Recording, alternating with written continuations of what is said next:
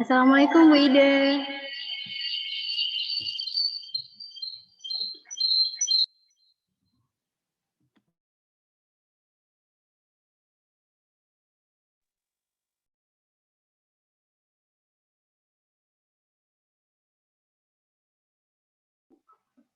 Assalamualaikum Bu Ida. Waalaikumsalam warahmatullahi wabarakatuh. Mbak Safira, gimana kabarnya? Sehat? Sehat Bu. Alhamdulillah. Ini bisa dimulai ya Bu ya. Siap. Ya. Assalamualaikum warahmatullahi wabarakatuh. Selamat siang. Sebelum acara dimulai, izinkan saya memaparkan peraturan untuk acara webinar KKNT Unisula 167 yang berjudul Langkah Pasti Menghadapi Pandemi. Di antaranya yaitu yang pertama, rename akun Zoom dengan format nama, strip pekerjaan, seperti Putri strip mahasiswa atau Winda strip ibu rumah tangga. Lalu yang kedua, dianjurkan menyalakan kamera atau on cam untuk menghargai pembicara dan juga agar suasana interaksi lebih kondusif. Yang ketiga, tidak mengaktifkan mic saat acara berlangsung kecuali jika diizinkan. Yang keempat, peserta diharapkan untuk interaktif di chatbox Zoom tapi bukan spamming. Lalu yang kelima, masuk ke Zoom saat waktu open gate 12.45 sampai 13.00 WIB. Assalamualaikum warahmatullahi wabarakatuh. Selamat siang, salam sejahtera untuk kita semua. Yang terhormat Ibu Ida Musofiana, SH, MH, selaku dosen Fakultas Hukum Unisula dan DPL kelompok KKN 167. Dan yang terhormat Fatur Rahman Dahfa Faishak, selaku Ketua KKN kelompok 167. Dan yang terhormat Fajar Priyolegowo, selaku narasumber hari ini. Lalu kemudian serta yang kami cintai peserta webinar KKNT Unisula 167. Alhamdulillah, pertama-tama marilah kita panjatkan puji syukur kepada Allah Subhanahu wa taala yang karena berkat rahmat-Nya kita masih bisa berkumpul bersama-sama menimba ilmu dari para narasumber yang luar biasa ini meski harus dilakukan secara online. Tak lupa pula sholawat dan salam kita junjungkan kepada Nabi Muhammad SAW. Acara webinar KKNT Unisula kelompok 167 tahun 2021 ini mengusungkan tema adaptasi COVID-19. Kemudian para hadirin yang saya hormati, ada pepatah tak kenal maka tak sayang, maka izinkanlah saya perkenalkan diri, nama saya Septina Hidianisa Putri dan perkenalkanlah saya selaku pembawa acara akan membacakan susunan acara yang akan berlangsung pada hari ini. Di antaranya yaitu yang pertama pembukaan, kedua doa, yang ketiga sambutan, keempat pemaparan materi oleh narasumber sekaligus tanya jawab dari peserta, yang kelima dokumentasi, dan yang terakhir adalah penutupan.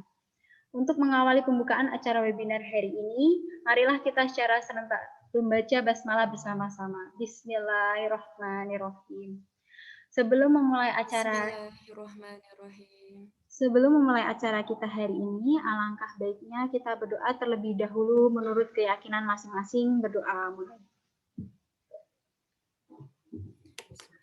Berdoa selesai, selanjutnya acara yang ketiga yaitu sambutan dari Ibu Ida Musofiana SHMH selaku dosen Fakultas Hukum Unisula dan DPL KKN kelompok 167. Kami persilahkan. Terima kasih. Bismillahirrahmanirrahim. Assalamualaikum warahmatullahi wabarakatuh. Waalaikumsalam warahmatullahi wabarakatuh. Bismillahirrahmanirrahim. Alhamdulillahirabbil alamin wa bihi nasta'in wa ala umurid dunya waddin wassalatu wassalamu ala asyrafil anbiya'i wal mursalin wa ala alihi wa sahbihi ajma'in. Amma ba'd. Yang terhormat Bapak Lurah, yang terhormat Bapak Marsumul SH, yang kami hormati pula Bapak Ketua RT 3 RW 2, yang kami hormati pula Bapak Karwoto. Terima kasih Bapak yang telah berkenan untuk menerima anak-anak didik kami dari Unisula. Yang kami hormati juga narasumber siang hari ini yang sungguh luar biasa. Terima kasih Mas sudah berkenan untuk join di acara seminar atau webinar siang ini. Tak pula saya ucapkan salam hangat dan juga kasih sayang cinta kepada para peserta, baik itu mahasiswa maupun para warga di desa setempat. Alhamdulillahirabbil alamin, siang hari ini kita semua masih diberikan kesehatan, masih bisa berkumpul meskipun via daring, dikarenakan masa pandemi kita membatasi pertemuan, juga meskipun begitu kita masih tetap melaksanakan kewajiban kita untuk getuk tular atau mensosialisasikan, memberikan ilmu, wawasan supaya kita tetap bermanfaat ilmunya. Untuk anak-anakku sekalian, KKNT kelompok 167, terima kasih. Kerjasamanya sungguh luar biasa. Meskipun kita belum pernah bertemu, tapi komunikasinya sungguh sangat efektif. Terima kasih pula para bapak-bapak dan para petinggi pejabat di desa setempat, matur suwun telah menerima anak-anak didik kami. Semoga acara siang hari ini berjalan lancar, karena hal ini merupakan serangkaian dari proker atau program kerja KKNT, Kuliah Kerja Nyata Tematik tahun 2021.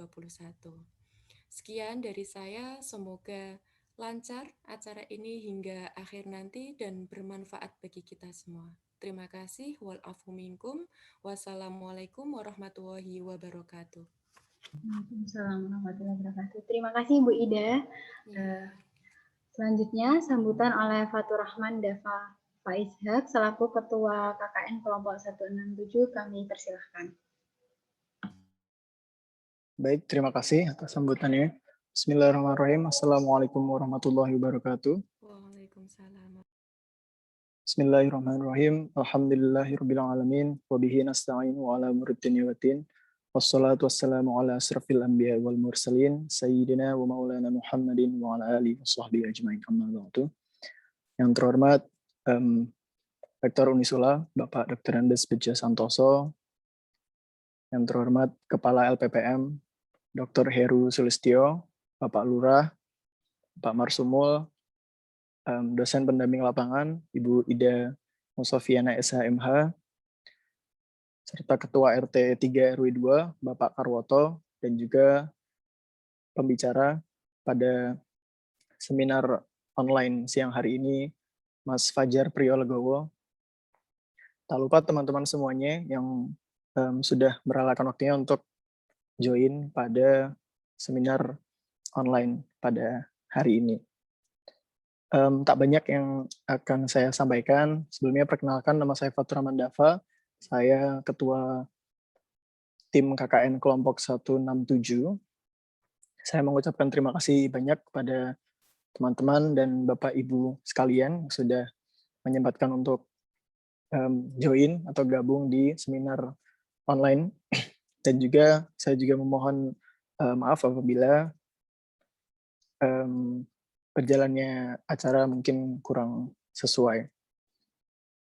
Semoga acara kali ini berjalan dengan lancar dan teman-teman dan juga Bapak Ibu mendapatkan ilmu yang bermanfaat. Terima kasih, mungkin sekian dari saya. Saya kembalikan ke MC. Wassalamualaikum warahmatullahi wabarakatuh. Waalaikumsalam warahmatullahi wabarakatuh. Terima kasih untuk Saudara Dava. Selanjutnya acara yang keempat yaitu masuki acara inti pemaparan materi oleh narasumber kita hari ini yang akan dipandu oleh moderator kami, Saudari Safira. Kami persilahkan.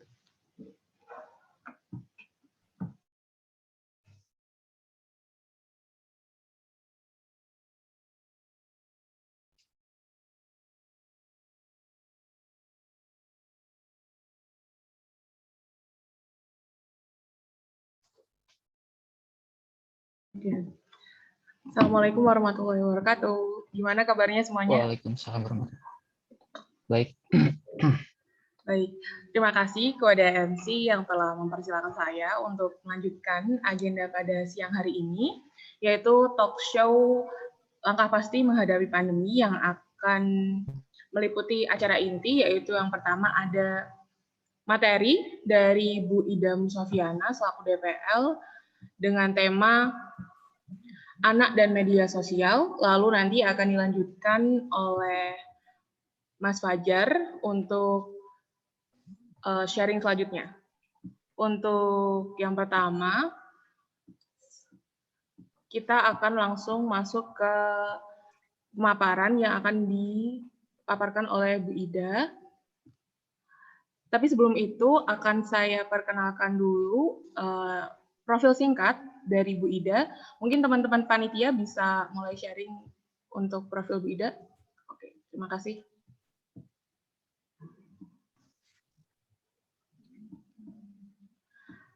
Bu Ida adalah dosen dari Fakultas Hukum Unisula. Beliau menempuh pendidikan di SMA Negeri 1 Karangtengah Demak, lalu S1-nya di Fakultas Hukum Unisula tahun 2011 sampai April 2015, lalu S2-nya juga di Magister Hukum Unisula April 2015 sampai Oktober 2016. Bisa dilihat oleh teman-teman dan juga hadirin yang hadir, ada untuk riwayat pendidikan seperti yang sudah saya jelaskan tadi, lalu ada sebagai dosen, ini merupakan rekam jejak dari Tridharma Pendidikan Perguruan Tinggi oleh Bu Ida.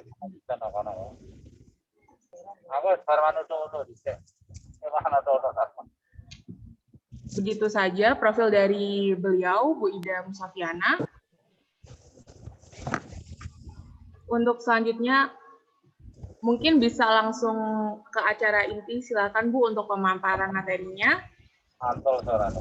Kami persilakan untuk Bu Ida. Teman-teman panitia mungkin bisa dibantu sharing. Oke. Baik, terima kasih Mbak Moderator. Alang jalur kentang goreng pada aku.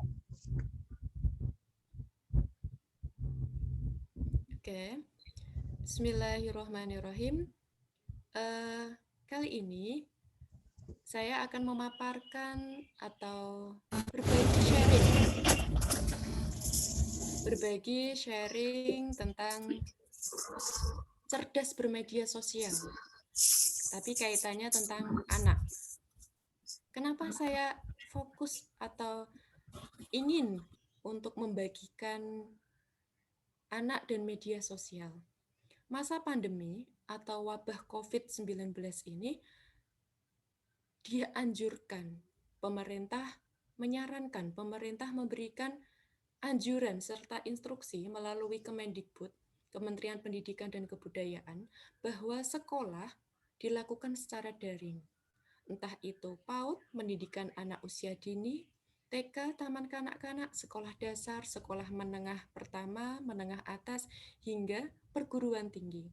Semuanya di bidang sektor pendidikan dilaksanakan melalui daring. Nah, melakukan pendidikan melalui via daring atau internet tidak terlepas peran orang tua.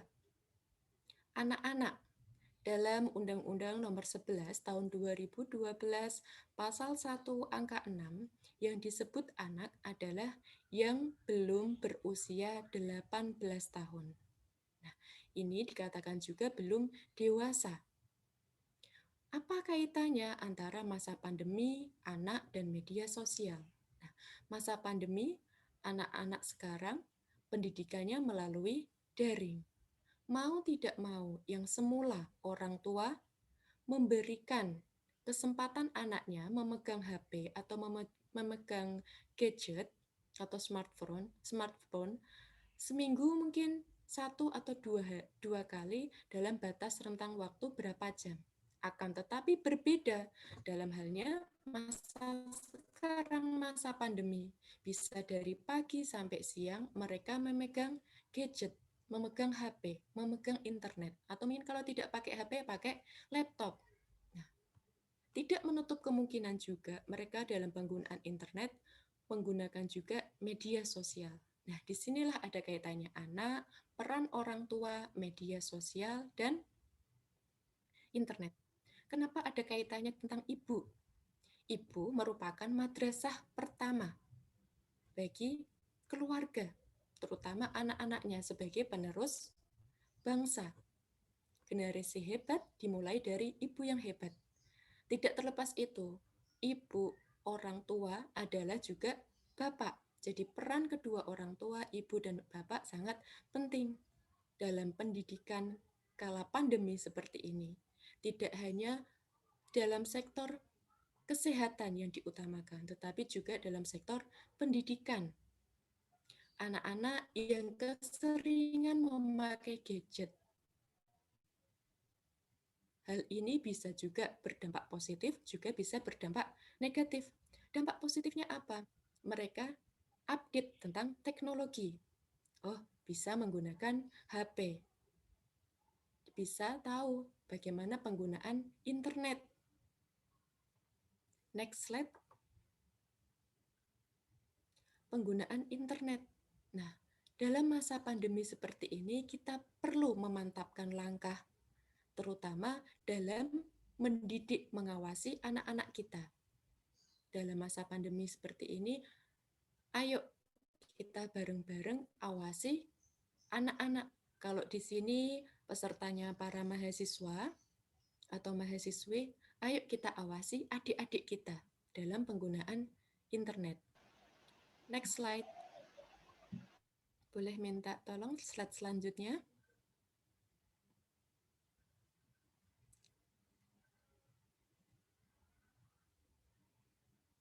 Baik. Nah, di sini kaitannya tentang media sosial, internet, dan sekolah daring. Sekolah daring bagi anak usia sekolah dasar atau SD, mungkin dari pagi jam 7 sampai jam 10 atau kalau sudah kelas 6 sampai jam 12.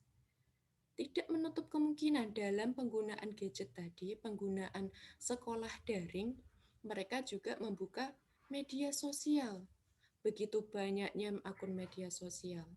Anak-anak sekarang usia balita di bawah 5 tahun sudah tahu yang namanya YouTube. Sudah tahu yang namanya Instagram. Akun-akun media sosial ini juga harus kita awasi. Kenapa? Di Indonesia ini, Indonesia berdasarkan pasal 1 angka 3 Undang-Undang Dasar 1945 dinyatakan bahwa Indonesia merupakan negara hukum. Apa maksudnya dari Indonesia sebagai negara hukum?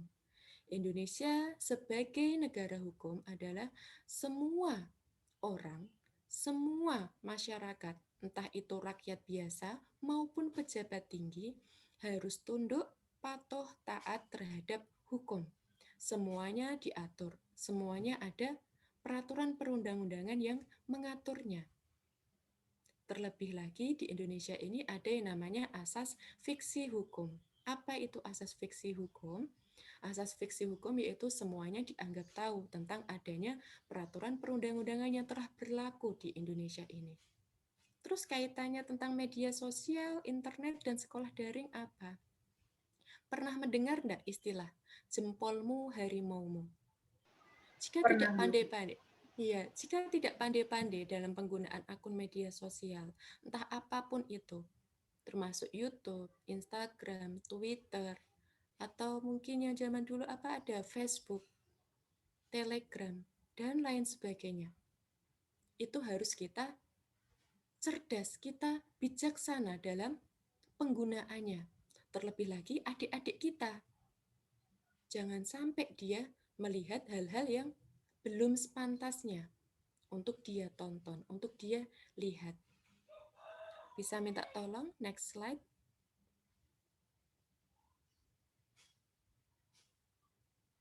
Nah, era tantangan orang tua zaman sekarang.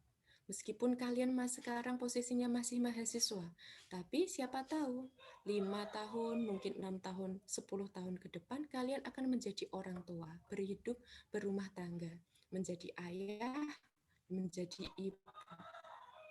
Di era digitalisasi sekarang ini, kita harus juga memberikan pendidikan, edukasi dalam upaya dalam hal apa? Hal-hal yang tidak diinginkan. Masa pandemi, Meskipun kita selalu dimanapun diharapkan mematuhi prokes protokol kesehatan 3M, memakai masker, menjaga jarak, dan sering-sering mencuci tangan. Itu satu juga kesehatan perlu ditingkatkan, perlu dijaga. Tetapi tidak menutup kemungkinan juga yang namanya pendidikan, karena sekolah daring kita tidak terlepas dari yang namanya internet. Ketika bosan sudah di depan laptop, ketika bosan sudah di depan HP sekolah daring, pasti deh kalian akan beralih ke media sosial, kalian main game, kalian lihat-lihat akun YouTube. Nah, kemudian inilah yang menjadi tantangan bagi orang tua. Tidak hanya orang tua, tapi kalian juga yang dituakan dalam keluarga. Mungkin kalian ada yang masih punya adik, ayo kita bareng-bareng awasi adik-adik kita. Banyaknya digital imigran, gagap teknologi. Jangan sampai dalam era 4.0 menuju era industrialisasi 5.0 ini, ayo kita melek teknologi, tetapi kita harus bijak. Kalau kemarin dalam penelitian saya, sajak medsos, insan bijak media sosial. Selanjutnya yang perlu diarahkan lagi apa? Pola asuh. Bagaimana kita bisa mencontohkan yang baik kepada anak-anak maupun kepada adik-adik kita. Pola asuh yang bagaimana? Batasi tadi dalam penggunaan media sosial. Kalau kita tidak ingin adik-adik atau anak-anak kita sering memegang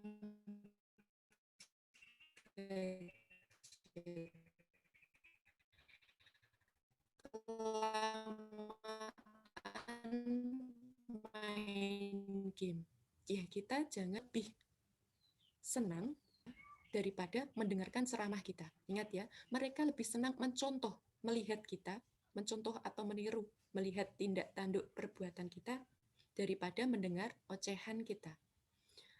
Selanjutnya, gempuran informasi. Internet, begitu banyak sisi positifnya, juga tidak menutup kemungkinan adanya sisi negatif. Internet bisa juga sebagai ladang untuk mencari rupiah, mencari nafkah. Internet juga bisa menjadi ladang informasi, ilmu pengetahuan. Internet juga bisa menjadi ladang komunikasi. Sarana informasi juga komunikasi yang jauh bisa dekat. Masa pandemi ini ada larangan kumpul-kumpul, ada larangan rapat, pertemuan. Jangankan rapat pertemuan, yang luar kota diharapkan menahan diri, jangan sampai pergi keluar rumah atau pergi keluar kota, kecuali sangat mendesak. Nah, ini juga ada manfaatnya internet, bisa untuk sarana komunikasi. Masa pandemi tidak harus kita keluar, tapi kita bisa menggunakan, memanfaatkan internet yang ada untuk komunikasi. Selanjutnya, internet juga memiliki sisi negatif kalau kita tidak bijak atau kita ceroboh dalam penggunaannya. Misal apa? Kita sering melihat akun media sosial. Kebanyakan orang yang memiliki akun media sosial itu, mohon maaf dalam tanda kutip, mereka pamer. Mereka memperlihatkan achievement pencapaian mereka. Kalau kita melihat dari sisi kacamata positifnya, itu bagus. Oh, orang itu bisa mencapai peringkat 1 ya, ranking 1. Bagaimana saya bisa sama-sama ranking 1? Bukan malah, orang itu kok bisa ranking 1 ya, pamer. Jangan, tapi kita ambil sisi positifnya. Oh ya, orang itu ranking 1, saya harus bisa ya. Begitupun juga orang yang upload, itu jangan hanya semata-mata, hari ini saya nongkrong nih di tempat ini. Hello, mau nongkrong di mana? Jangan, itu keliru. Alangkah baiknya, saya beli HP baru nih. HP saya ini baru loh, keluaran terbaru, yang baru update, baru in sekarang. Jangan seperti itu, tapi di bawahnya diberi keterangan notis. Saya mendapatkan HP baru ini karena saya bisa ranking 1. IPK saya naik dari semester kemarin.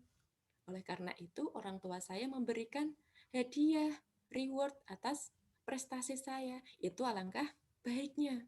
Jadi kita bisa memanajemen kita, bisa menyebarkan informasi, juga bisa memberikan motivasi. Selanjutnya, adanya kejahatan melalui dunia maya. Memang internet atau dunia maya memudahkan kita. Segala sesuatu bisa mudah. Di dalam rumah tiba-tiba belanjaan datang. Banyaknya e-commerce, banyaknya online shop, jual beli melalui online. Tetapi hal tersebut juga bisa dimanfaatkan oleh para hacker maupun para cracker. Kejahatan sekarang tidak melulu pada kejahatan konvensional. Kejahatan yang dilakukan secara langsung. Misalkan zaman dulu kejahatannya adalah copet, jambret, terus penusukan, terus pembunuhan secara langsung. Tidak, tapi sekarang malah lebih kejam, yaitu pembunuhan karakter. Maksudnya, contohnya bagaimana, Bu? Sering membuka akun Instagram atau sering menonton TV? Banyaknya artis yang sekarang berbondong-bondong ke kepolisian untuk melakukan pelaporan terhadap pemilik akun media sosial yang telah melakukan hoax maupun pencemaran nama baik. Sering ya? Nah, ini sebagai contoh. Begitu banyaknya kejahatan di dunia maya. Tidak hanya dilakukan oleh anak muda, tetapi juga orang dewasa. Korbannya bisa anak-anak, korbannya juga bisa orang tua. Pelakunya pun juga begitu. Bisa anak-anak, juga bisa orang dewasa. Nah, masa pandemi, saya percaya, saya akui bahwa virus corona ini ada. Oleh sebab itu, mari kita jaga diri kita, jaga keluarga kita, jaga kesehatan, juga jaga martabat dan kehormatan mereka. Bagaimana? Meskipun banyaknya orang-orang yang di PHK, diberhentikan, ataupun mata pencahariannya, nafkahnya mulai turun, pendapatan rupiahnya mulai turun. Meskipun demikian, tolong, ayo kita sama-sama hindari kejahatan. Sebagai contoh saja, Maret 2020 yang lalu, mulai ada masuknya virus corona ke Indonesia. Pemerintah mulai menerapkan lockdown. Hingga sekarang masih menerapkan PSBB maupun PKKM, pembatasan kegiatan masyarakat meskipun dalam mikro kecil. Itu Bu Ida percaya juga, yang namanya pendapatan beberapa orang itu ada yang menurun. Meskipun pendapatan atau nafkah atau rupiah yang didapatkan itu menurun, ayo sama-sama kita kuatkan iman, kita kuatkan kepercayaan kita kepada Allah bahwa semua rezeki itu sudah diatur. Tolong jangan melakukan pembohongan. Pembohongan bagaimana, Bu? Contoh, kemarin-kemarin sempat yang namanya harga masker, harga hand sanitizer melambung. Begitu membuka salah satu e-commerce, online shop, ini maskernya harganya murah nih, ini hand sanitizer-nya murah daripada yang lain. Tiba-tiba sudah diklik, sudah di check out, sudah transfer, ternyata mohon maaf, akun bodong. Ternyata dia adalah penipuan online. Nah, ini salah satu contoh kejahatan media sosial. Begitu banyaknya orang yang di PHK, orang yang kehilangan mata pencahariannya, maupun pencahariannya, nafkahnya mulai turun, penghasilannya turun daripada yang lainnya. Nah, ketika kita dalam keadaan sempit, ketika kita dalam keadaan titik terendah maupun kesulitan, ayo sama-sama kita tingkatkan iman. Percaya bahwa Allah Maha mengatur. Allah itu Maha segalanya, Allah Maha kaya. Jangan sekali-kali berpikiran sempit ingin melakukan kejahatan. Ingat tadi yang pertama, bahwa di Indonesia ini adalah negara hukum, segala sesuatunya diatur. Bisa minta tolong, next slide. Nah, Media sosial bagi anak kembali. Masa pandemi, sekolah, kuliah melalui daring. Entah itu melalui WhatsApp, entah itu melalui Zoom meeting, maupun Gmeet, Google Meet. Nah, sebagai contoh yang sudah saya gambarkan, paparkan dalam share screen ini, coba bisa dibayangkan before dan after. Zaman dulu anak-anak,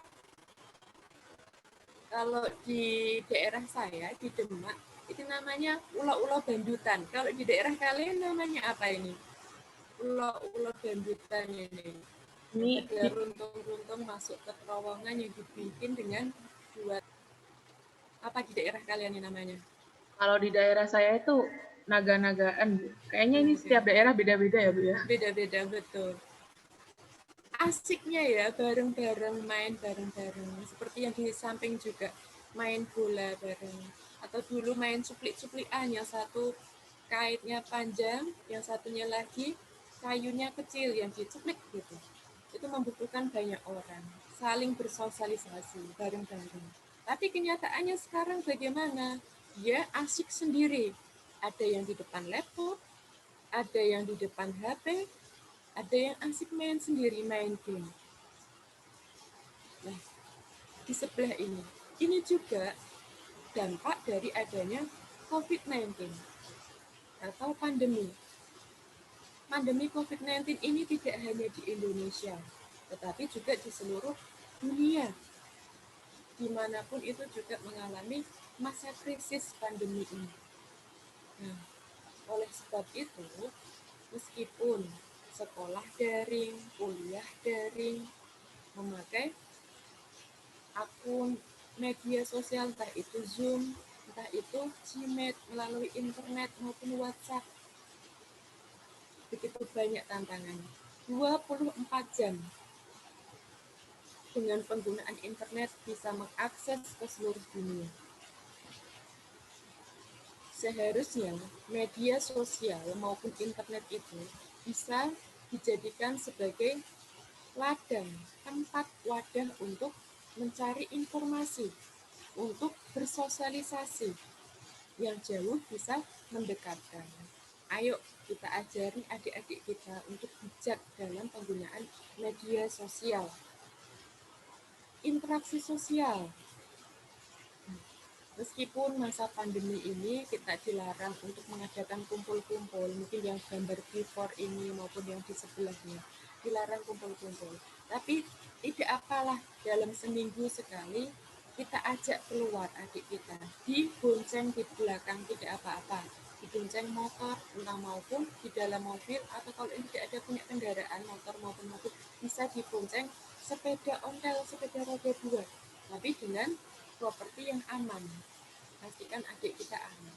Kita lihatkan hijau-hijau, mungkin lapangan, kita lihatkan sungai, supaya tidak melulu di depan laptop, tidak melulu di depan HP.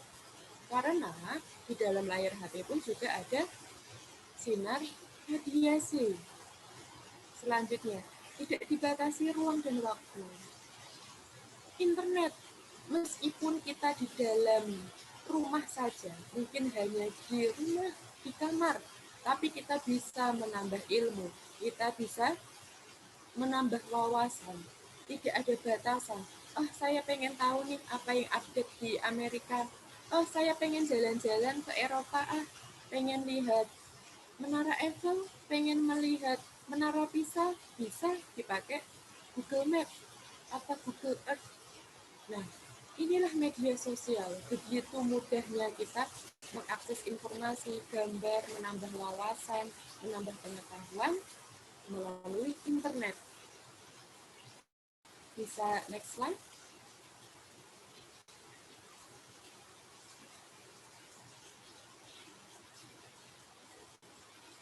Saya minta tolong next slide. Ya. Karakteristik anak versus karakteristik media sosial. Di sini Bu Ida mengelompokkannya anak dan remaja Karena berdasarkan pasal 1 angka 6 Undang-Undang Nomor 11 Tahun 2012 bahwa yang disebut dengan anak adalah yang di bawah 18 tahun. Dan Bu Ida membedakan lagi dengan internet dan media sosial. Anak dimulai dari bayi, balita, anak, remaja hingga dewasa. Dewasa berarti usia 20-21 tahun. Anak itu ada usia golden age atau 1000 hari. 1000 hari dimulai dari semenjak dalam kandungan hingga dia usia 2 tahun, kurang lebih 2,5 tahun. Itulah golden age. Masa-masa pertumbuhan anak, masa-masa keemasan. Disitulah diharapkan anak-anak mendapatkan nutrisi yang baik. Oleh sebab itu nih, mohon izin menyampaikan kepada bapak-bapak sekalian, para pejabat tinggi di kelurahan setempat,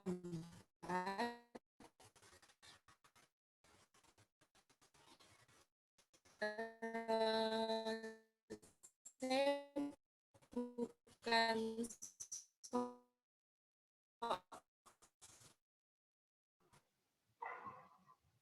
Kalau Bu Ida ini mungkin agak nge-lag ya Bu, untuk audionya. menggurui boten di Bapak Ibu pengapunten, saya hanya ingin diupaya ayo mengajak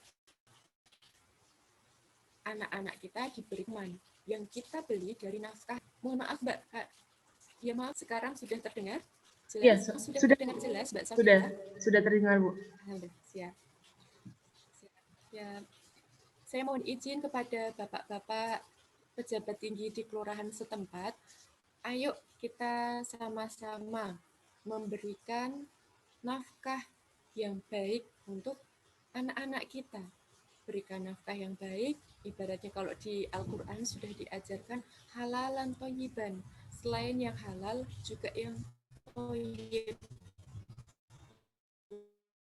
Yang bagus, jelas asal-usulnya. Nah, itu ibaratnya kertas putih. Dan orang tua adalah pulpennya. Orang tua menuliskan S, kertas putih itu juga akan terbentuk huruf S. Nah, ketika kita sering memegang HP, daripada mohon maaf, membaca Al-Quran, maupun membaca buku, maupun bersedekah, itu juga bisa ditiru oleh anak-anak kita. Oh, Ibu Wae sering main HP kok, aku juga mau main HP, mau Ibu sering main HP.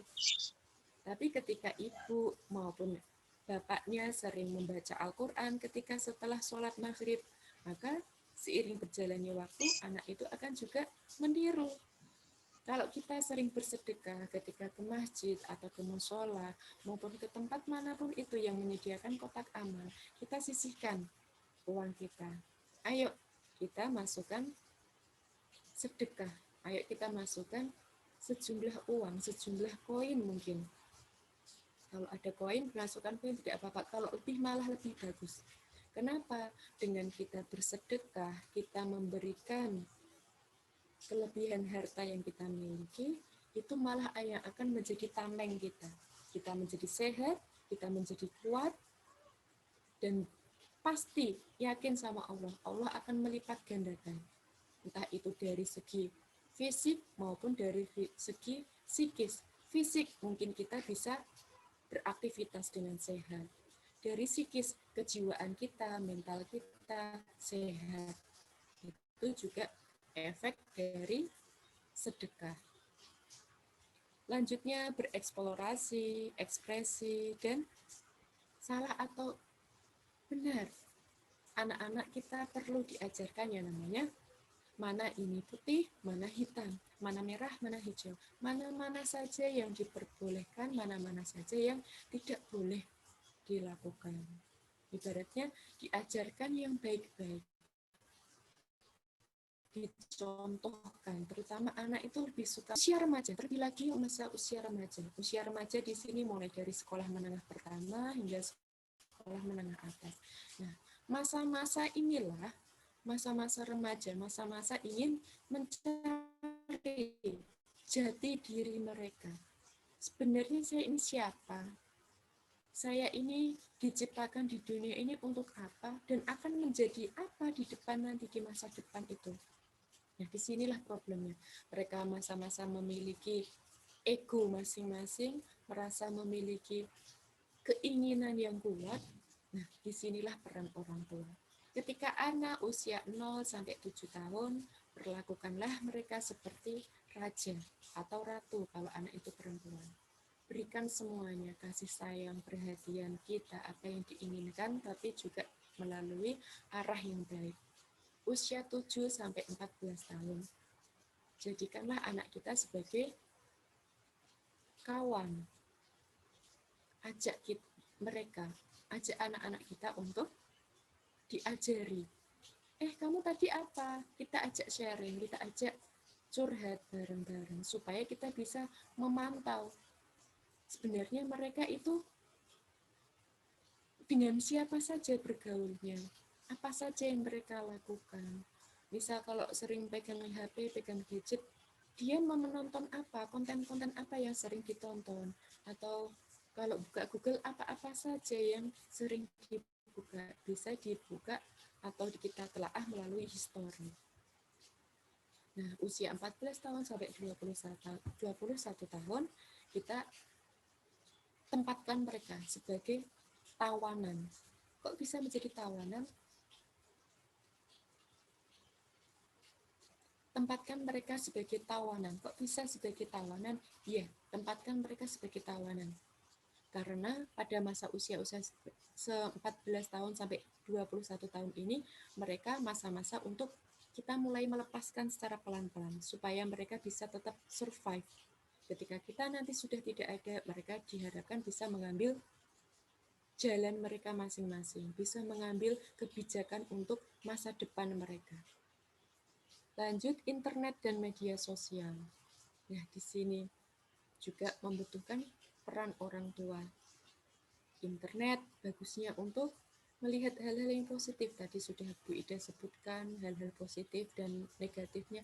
Medsos pun juga, media sosial juga dimanfaatkan dengan hal-hal yang positif. Seperti halnya sekarang, Zoom, Facebook, WhatsApp untuk share informasi. Tapi ingat, saring sebelum sharing.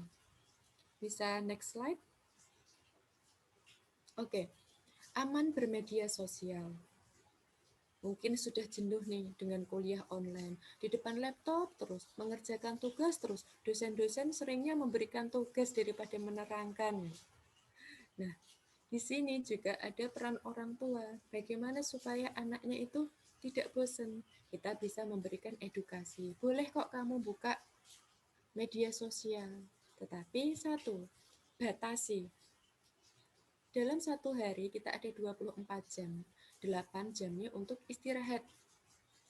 Yang 16 jamnya untuk beraktivitas. Nah, sekolah mungkin dimulai dari jam 7 sampai dengan jam 4 sore mungkin kalau itu perkuliahan. Kalau sekolah berarti sampai jam 2 siang.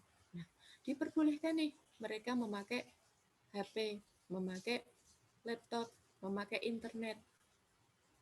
Kita juga berikan mereka reward. Boleh kalian main game, tapi batasi. Hanya sekian menit, tidak lebih dari 1 jam. Karena satu, melihat kesehatan mata.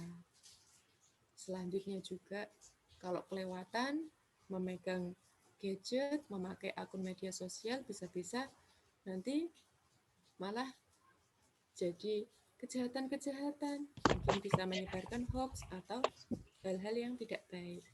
Awasi.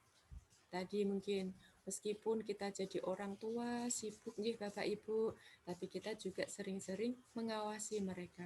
Lah Bu, tapi saya kan tidak bisa pakai HP. Nah, kita bisa dalam jalur komunikasi. Ketika makan malam, Bapak Ibu sampun rampung, sampun wangsul, saking pekerjaan.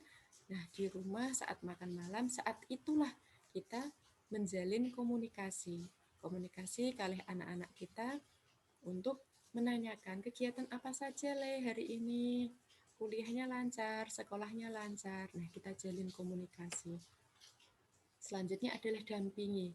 Bagi anak-anak yang mungkin masih PAUD atau TK maupun SD dalam penggunaan media sosialnya maupun internet kita dampingi supaya tidak membuka akun-akun maupun konten-konten yang kurang cocok, bahkan tidak cocok atau belum usianya, belum saatnya. Bisa minta tolong next slide. Mbak moderator, ini Bu Ida sampai jam berapa? 5 menit lagi, Bu. Oke, baik. Ya. Tips aman, pas nih. Tips aman berinteraksi di media sosial. Mohon izin Bapak Ibu sekalian, beserta adik-adik mahasiswa, mungkin yang punya adik-adik di rumah yang sekarang sedang sekolah daring maupun sekolahnya melalui WhatsApp maupun grup belajar, berikanlah juga mereka adik-adik kita waktu untuk bermain. Mungkin mereka main games atau main yang lainnya. Tapi Bu Ida punya tips nih dalam memberikan tips aman dalam bermedia sosial. 1. Lindungi informasi pribadi. Pasang password. Diperkuat dengan kata sandi. Mungkin kalau foto-foto atau video-video bisa diberikan kata sandi. Selanjutnya, selektif pilih teman. Nah, tadi Bu Ida mencontohkan pada saat malam hari disitulah saatnya yang tepat. Pada makan malam mungkin habis maghrib atau sebelum isya atau sesudah isya, saat makan malam bareng-bareng keluarga, disitulah kita sharing, kita berbagi, kita bercerita. Ceritakan apa yang kalian alami selama satu hari itu, berteman dengan siapa, atau mengerjakan PR apa, atau sekolah mata pelajaran atau mata kuliah apa. Selanjutnya, hindari link tidak jelas. Nah, ketika ada konten-konten yang sekiranya tidak cocok untuk adik-adik kita bisa berikan warning, berikan peringatan. Dek, ini tidak cocok loh buat kamu belum seusianya. Ini loh ingat, ada tandanya 18+ atau 17+. Pilihlah konten-konten atau tayangan yang sekiranya ada tandanya SU untuk semua umur atau anak-anak. Jaga etika dan unggahan yang sehat. Jaga etika. Nah, kita diharapkan bisa menjaga sopan santun kita. Karena kalau kita tidak mengawasi apa-apa yang ditonton, tayangan-tayangan apa saja yang dilihat oleh adik-adik kita, oleh anak-anak kita, nah dikhawatirkan nantinya dia menonton sesuatu yang belum saatnya, belum usianya, atau tontonan itu kartunya yang mohon maaf, pembunuhan, pukul-pukulan, saling tusuk-menusuk. Karena ada suatu kasus di pemberitaan itu, anak membunuh ibunya. Ternyata setelah diselidiki, itu anaknya habis menonton kartun. Kartunnya isinya bunuh-bunuhan pakai pedang, pakai pisau. Itu juga pernah kasus terjadi. Nah, oleh sebab itu, mari kita bersama-sama sayangi adik kita, sayangi anak-anak kita dengan cara mengawasi tayangan-tayangan, konten-konten apa yang mereka tonton, mereka lihat. Bisa minta tolong, next slide. Settingan aman YouTube, setting aman penggunaan YouTube. Nah, di sini mungkin bapak-bapak, ibu-ibu sekalian, dan juga mbak-mbak, adik-adik mahasiswa, mas-mas mahasiswa, bisa ketika di rumah mungkin setelah weekend pulang ke kampung halaman, ke rumah, di situ, Mas pinjam HP-nya, saya ada tugas, mungkin adiknya pengen mengerjakan tugas lewat internet, pinjam HP kalian bisa nyeting dulu nih. Pertama, aktifkan restricted mode. Ini ada panduannya. Kalau kita bertemu langsung, mungkin Bu Ida langsung bisa mencontohkan ya. Ini mungkin langkah-langkahnya bisa dibaca sendiri. Kalau di sini ketemu langsung kan Bu Ida bisa arahkan ini pengaturan setting, klik di sini, bla bla bla bla. Mungkin ini nanti materinya bisa difotokopi bagi yang membutuhkan atau menginginkan, monggo Bapak Ibu, ini yang slide ini bisa diperbanyak. Monggo jika Bapak Ibu berkenan. Bisa minta tolong next slide. Bangun komunikasi yang sehat. Mungkin ada orang tua yang berangkatnya kerja itu pagi, unduk-unduk, pagi buta. mungkin jam 5:30 atau jam 5 setelah subuh sudah berangkat, pulangnya jam 9 atau jam 8 malam, berangkat ketika anak-anak masih tidur, mungkin pulangnya anak-anak yang sudah tidur. Bagaimana? Itu kan juga tantangan bagi kita, Bapak Ibu. Tidak apa-apa, masih ada komunikasi cara yang paling ampuh, yaitu apa? Doa. Mari kita sama-sama doa. Mendoakan anak kita supaya menjadi anak-anak yang soleh, anak-anak yang solehah, berbakti kepada kedua orang tua, dan menjadi yang terbaik di masa depannya. Dimanapun dia berada nanti, bergerak di bidang passionnya sesuai dengan minat bakatnya. Bukan minat bakat kita Bapak Ibu, tapi minat bakat anak kita masing-masing. Jalin komunikasi yang baik ketika libur, ketika tidak ada kerjaan. Ayo kita manfaatkan quality time bersama keluarga kita. Bercerita atau mungkin masak bareng, atau nonton TV bareng, main games bareng. Games apa? Banyak sekali, ada mungkin ular tangga, atau membaca buku, membaca koran, membaca berita yang sekarang update, kemudian dikembangkan dalam dunia sekitar kita. Terima kasih. Sekian Mbak dari saya. Mohon maaf, saya korupsi waktu berapa menit ini? 3 menit ya? Iya, nggak apa-apa Bu, itu masih bisa, soalnya kan tinggal 1 slide tadi. Baik, terima kasih banyak Bu Ida atas pemaparan materi mengenai sosial media dan anak. Ini sebenarnya topik penting ya Bu ya, untuk orang tua, apalagi di masa pandemi sekarang ini. Soalnya banyak kasus awal-awal pandemi juga, banyak orang tua yang kaget untuk sulit juga untuk beradaptasi perpindahan pembelajaran dari luring ke daring, harus beradaptasi dengan teknologi baru, mungkin pakai Zoom, pakai WhatsApp, pakai aplikasi lain yang mungkin tidak semua orang tua sudah siap untuk itu. Tapi juga mungkin dari pandemi ini juga intensitas anak-anak untuk mengakses sosial media ini jadi bertambah banyak sekali. Jadi kalau nggak ada bimbingan, nggak ada pengawasan dari orang tua dengan baik, itu juga akan berbahaya ya Bu ya. Apalagi banyak konten-konten yang belum tepat untuk umur, belum tepat untuk anak-anak.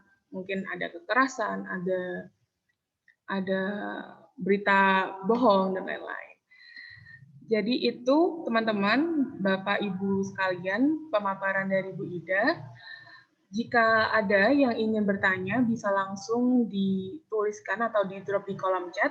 Nanti kita akan satukan di sesi tanya-jawab di akhir dari acara setelah pemaparan, setelah sharing session bersama Mas Fajar. Gitu ya. Lalu, mungkin kita langsung aja, karena ada tuntutan durasi. Halo Mas Fajar. Mas Fajar sudah bergabung di sini. Cek. Ya, selamat siang. Ya, siang Mas Fajar. Gimana kabarnya? Ya, alhamdulillah baik-baik aja di sini. Alhamdulillah baik. Sekarang di Australia jam berapa Mas?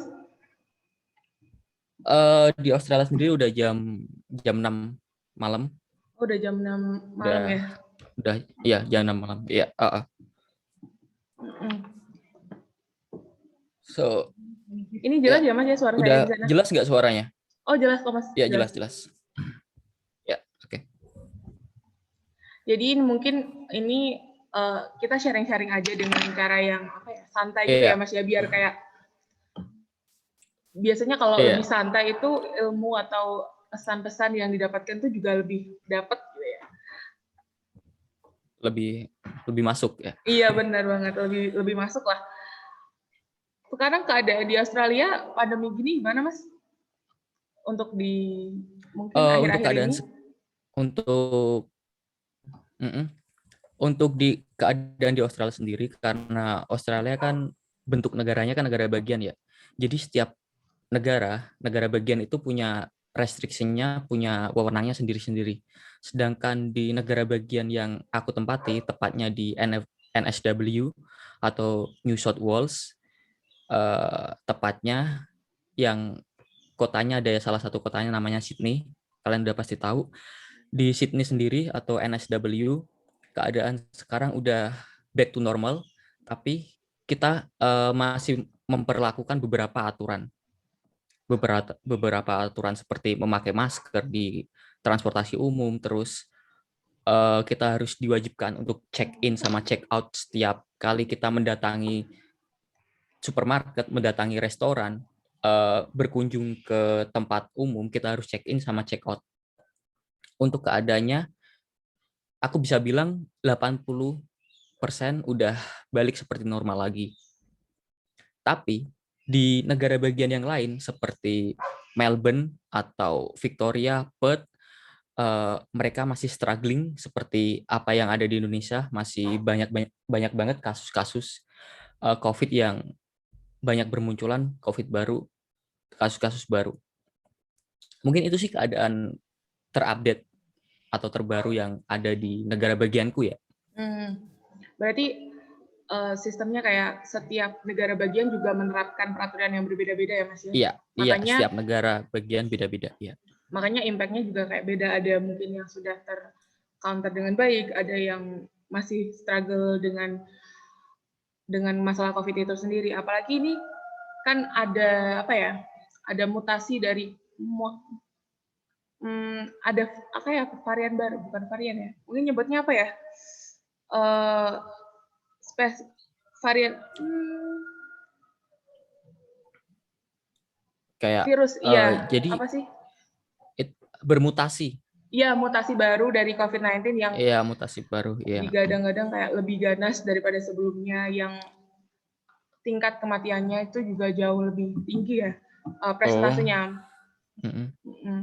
Lalu berarti untuk kebijakan pemerintah di sana sendiri, kalau menurut Mas Fajar nih, yang paling berperan besar dalam menghadapi COVID-19 ini apa ya Mas? Yang paling efektif mungkin?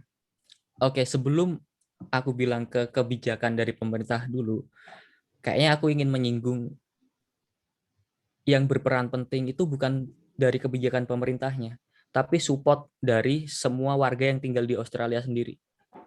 Ketika pemerintah mengeluarkan kebijakan, kalau nggak ada support dari semua warganya, nggak bakalan kebijakan itu dapat berhasil. Betul banget. Support itu datang dari kepercayaan warganya ke pemerintah. Jadi warga Australia di sini itu 80%, 70% percaya dengan apa yang dilakukan pemerintahnya. Jadi ketika pemerintah melakukan kebijakan ini, 70% mereka pasti mengikuti arahan dari pemerintah. Nah, terus kan pertama kali COVID masuk ke Australia itu kalau nggak salah April tahun lalu. Nah, kebijakan pertama yang diberlakukan pemerintah Australia, mereka nggak langsung melakukan sebuah lockdown atau pembatasan kegiatan masyarakat. Yang mereka lakukan itu pertama kali memperingatkan warganya dulu untuk nggak khawatir. Maksudnya jangan terlalu panik dengan virus ini. Nah, ketika dapat arahan itu, warganya nggak terlalu panik dan oke, slow aja. Nah, tapi dengan imbauan itu, kasusnya terus naik, masih naik terus. Pemerintah Australia mengeluarkan rules atau restriction terbaru atau peraturan terbaru. Nah, peraturan kedua itu kita harus jaga jarak 1,5 meter tiap kali di tempat umum. Selain itu, semua tempat umum harus membuat sebuah COVID safe namanya, COVID plan safe. Nah, COVID plan safe itu coba aku share ya.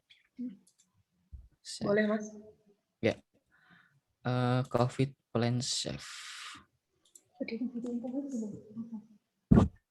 Bentar. Nah, Kelihatan nggak? Oke, udah kelihatan, Mas. Nah, jadi ini salah satu COVID plan yang diberikan ke pemerintah. Semua template ini dibuatin sama pemerintah. Jadi pemerintah membuat sebuah gambar atau poster yang nantinya bakal digunakan untuk semua badan perusahaan atau semua restoran, company, supermarket, semua harus menempelkan poster-poster ini di perusahaan mereka, di tempat usaha mereka. Seperti ini, stay 1.5 meter apart, and then can stay, wear a mask, face mask. Terus ada please sit here, ini kita gunakan buat di transportasi umum. Jadi di transportasi umum semuanya kita diberi jarak satu kursi.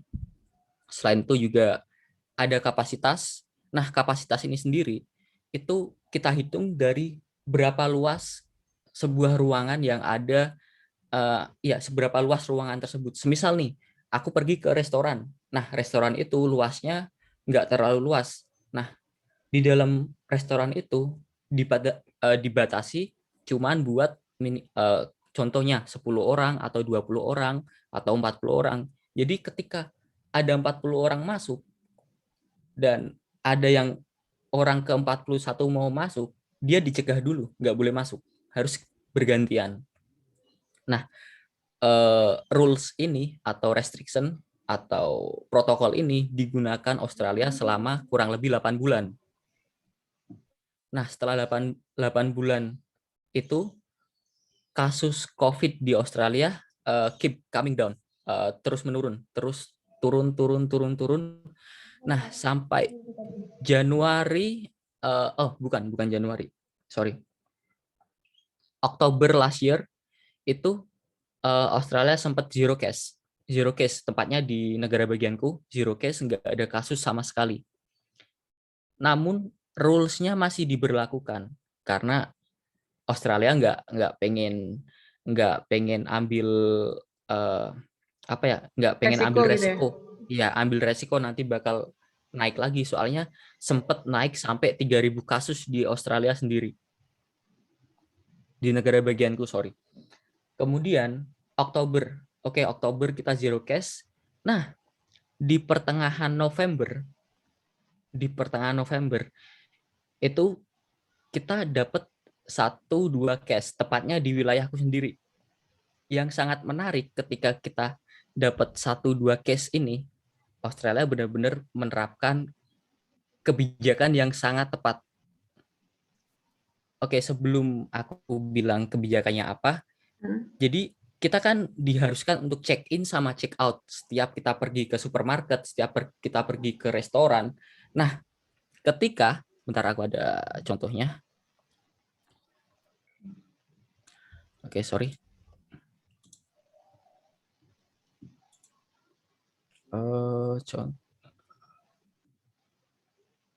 Sorry, benar. Iya. Ini yang tadi sama restriction juga. Nah, ini. Belum kelihatan, Mas. Masih yang slide yang belum. tadi. Iya, sorry.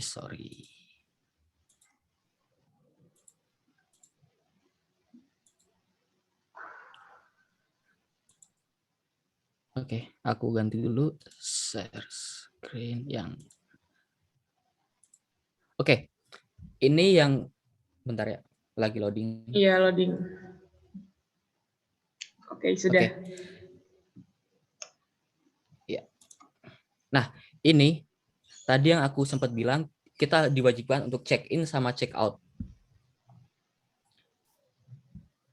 Di sini pemerintah membuat sebuah QR code atau kode unik yang kita bisa scan pakai HP kita dan nanti keluar sebuah kayak kita harus check in, kayak kita absen di sekolahan gitu. Jadi kita check in, setiap kita masuk ke supermarket kita diwajibkan untuk check in dulu. Kemudian ketika kita mau keluar, kita diwajibkan untuk check out, untuk absen keluar. Nah, kebijakan ini yang nantinya digunakan pemerintah Australia untuk melacak warganya kemana saja. So, sehingga ketika kemarin Oktober di Australia ada 1-2 kasus baru, Australia langsung tahu, pemerintah Australia langsung tahu orang ini yang terkena kasus, dia pergi kemana aja. Soalnya dari data langsung ke track dia pergi kemana saja. Nah, ketika tahu dia pergi kemana saja, langsung government announce atau membuat sebuah berita ke media bahwa orang ini yang terkena kasus pernah pergi ke tempat A, B, C, dan D. Sehingga warga aware dan warga Australia nggak pergi ke tempat itu karena tahu tempat itu terinfeksi virus COVID-19. Untuk tempat yang terinfeksi COVID-19, mereka juga waspada. Maksudnya mereka langsung melakukan sebuah protokol kesehatan atau membersihkan semua tempatnya, sanitizer semua, pokoknya semuanya dibersihin lah untuk menghilangkan virus COVID-19-nya itu sendiri. Seperti yang kita ketahui kan, COVID-19 bertahan hidup di benda mati kurang lebih berapa 4 jam atau bisa lebih kan. Nah, sehingga mereka bisa aware, mereka bisa waspada kalau virusnya pernah di situ. Nah, itu kebijakan yang dilakukan pemerintah Australia. Sampai sekarang pun pemerintah Australia masih memperlakukan beberapa kebijakan kayak menggunakan masker setiap kita pergi, menggunakan transportasi umum. Setiap kita pergi ke tempat-tempat umum, kita diwajibkan untuk memakai masker. Selain itu juga pemerintah Australia sendiri itu memberikan denda yang cukup gede kepada mereka yang melanggar peraturan itu. Kayak seperti ketika restoran nih, semisal restoran melanggar kapasitas maksimum berapa orang yang diwajibkan untuk masuk, berapa orang yang boleh untuk masuk ke dalam tempatnya, itu paling enggak kita dapat denda sekitar $40.000 Australia, atau kalau kita rupiahin sekitar 40 juta. Semisal kita melanggar peraturan itu. Selain itu juga semisal kita nggak memakai masker di tempat umum atau di transportasi umum, kita juga bakal kena denda at least $200 Australia, atau sekitar 2 juta. Itu benar-benar pemerintah Australia nggak segan-segan untuk memberikan denda kepada warganya sendiri. Jadi warganya sendiri ya 30% yang enggak percaya dengan pemerintahnya, itu mau nggak mau harus mentaati semua itu, karena ya dendanya pun gede banget. Biar nggak kena denda ya? Mungkin itu sih kebijakan yang diterapkan Australia. Iya, biar nggak kena denda. Mungkin itu kebijakan yang dilakukan oleh pemerintah Australia. Terus yang pengen aku singgung juga, kenapa di Indonesia nggak sukses walaupun pemerintah udah mengeluarkan kebijakan-kebijakan yang mungkin udah dipikirkan lama banget. Itu karena nggak ada support dari warganya. Karena warga kita udah nggak percaya lagi dengan apa yang diomongin pemerintah kita. Nggak percaya lagi dengan semua petinggi-petinggi yang ada di pemerintahan kita. Jadi walaupun pemerintah memberikan kebijakan yang mungkin tepat, tapi kalau warganya udah nggak menyupport lagi, warganya nggak percaya lagi, nggak bakalan warga kita bisa mengikuti kebijakan-kebijakan pemerintah yang dikeluarkan pemerintah. Nah, namun bukan berarti warga nggak sepenuhnya nggak bisa mengikuti apa yang dianjurkan pemerintah. Karena masih ada golongan-golongan yang dipercayai sama warga. Kayak mahasiswa nih. Jujur warga daerah atau warga-warga desa itu benar-benar masih percaya dengan apa yang diomongin mahasiswa daripada apa yang diomongin sama pemerintah. Jujur ya. Ketika kalian masuk ke desa, pasti disambut dengan ceria, ya, dengan hangat sama warga desanya. Beda dengan ketika pemerintah mengeluarkan sebuah kebijakan, pasti maaf ya, warga desa atau warga-warga kita, warga Indonesia, pasti banyak banget pro dan kontranya. Ada yang bilang ini, ada yang bilang itu, media bilang ini, ada yang satunya bikin statement lain, ada yang terlalu banyak dimasak lagi lah. Gampang ngomongnya, terlalu banyak kontroversi kalau ketika pemerintah mengeluarkan kebijakan, itu banyak komunitas atau banyak orang-orang yang menambahin dan bikin jadi nggak satu jalan. Mungkin itu sih kebijakan yang ya. Iya. Berarti tadi kayak harus ada check in, check out dulu buat nge-tracknya untuk tindakan warganya. Preventif supaya kurvanya nggak naik terus tingkat Iya. Meskipun naik pun kita bisa tahu jelas yang harus asal usulnya di mana. Iya, nggak harus kita lockdown satu daerah. Jadi kita bisa lockdown cuman ya emang warga itu di mana aja. Jadi nggak terlalu memberikan efek buruk ke komunitas yang gede, wilayah yang lebih gede. Jadi bisa lebih spesifik. Berarti dari respon masyarakat juga baik ya terhadap peraturan-peraturan yang mengikuti peraturan yang dibuat oleh pemerintah untuk mengatasi COVID ini juga responnya baik juga ya Mas? Iya, responnya baik dan juga informasi yang keluar dari pemerintah itu bisa langsung diakses tanpa adanya tambahan-tambahan dari media yang lain. Selain itu, semisal nih, contoh kemarin, ketika ada satu kasus, 2 atau 3, dari 1 menjadi 15 kasus di daerahku sendiri. Itu cuman kota kecil daerahku. Nah, 1 hari setelah announce bahwa ada kasus baru di daerahku, the next day-nya pemerintah Australia melakukan tes besar-besaran. Itu ada 15 spot tes COVID dan hampir 4.000 orang serentak tes COVID semua. Itu bener-bener gimana ya, bisa seragam gitu. Maksudnya ketika ada satu kasus terus langsung bisa tes semuanya, dan pemerintah juga memberikan fasilitas untuk melakukan tes itu. Jadi langsung 15 titik itu semua warga di daerahku diwajibkan untuk tes COVID.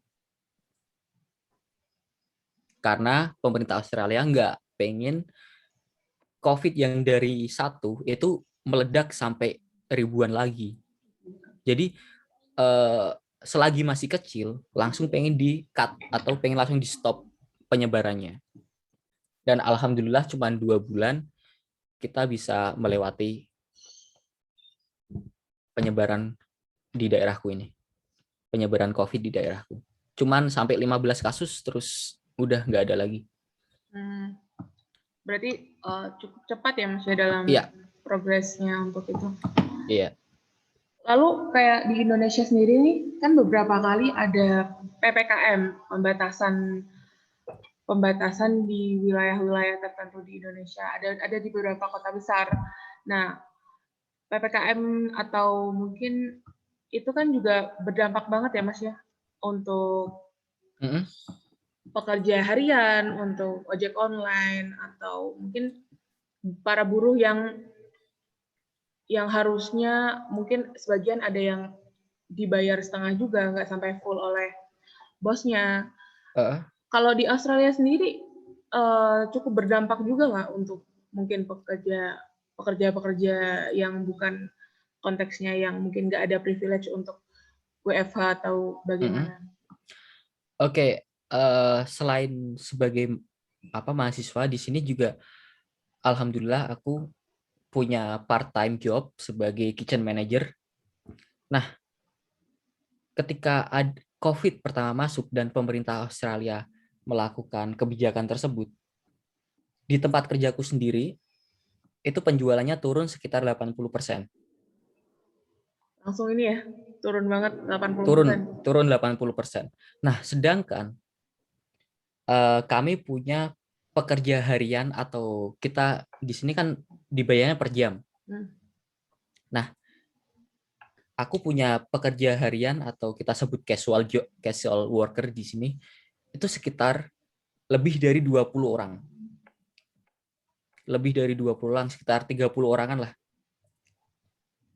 Karena penjualan kita turun 80%, otomatis kita harus menata mereka agar bisa dapat shift rata, maksudnya enggak satu orang libur sampai PHK, enggak.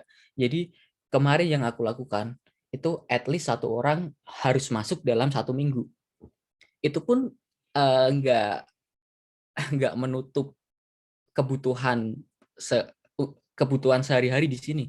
Kurang banget, kerja 1 hari enggak bakalan cukup buat hidup di sini.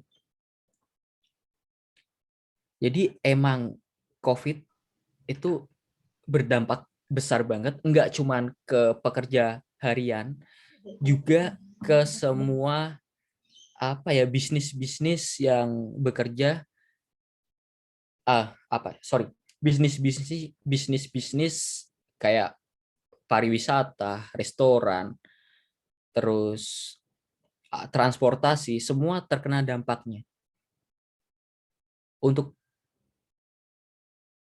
pariwisata sendiri, Bali mati total.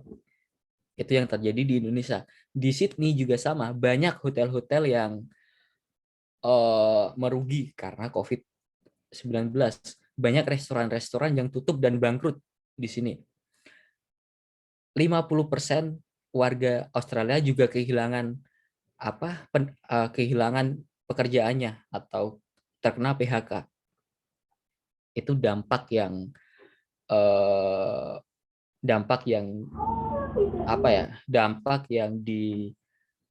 disebabkan oleh COVID-19.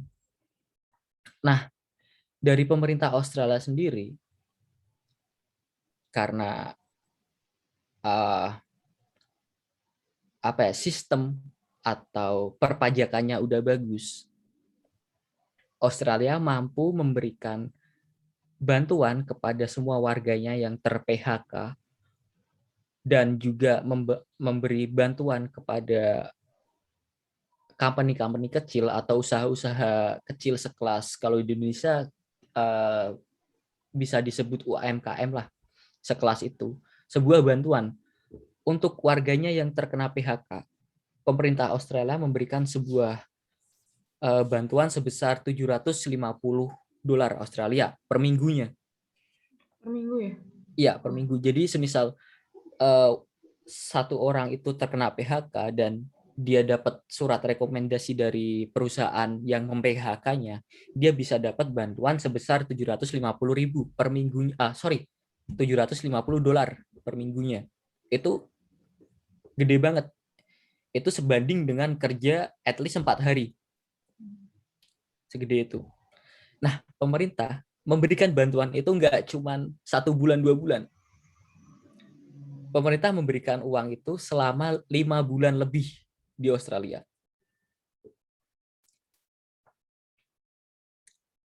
Dan kalau dibilang Australia negara yang udah maju atau uangnya banyak,